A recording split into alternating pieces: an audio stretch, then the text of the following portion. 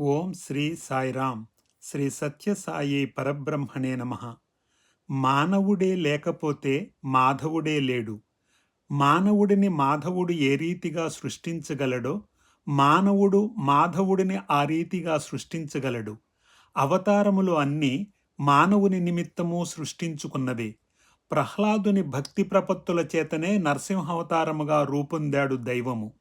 నరసింహావతార సృష్టికి ప్రహ్లాదుడే కారణము. దీనిని బట్టి మాధవుడిని మానవుడు సృష్టిస్తున్నాడు. మానవుడు ప్రార్థనల చేత, ధ్యానము చేత, జపతపాది యజ్ఞముల చేత దైవత్వాన్ని నిరూపిస్తున్నాడు.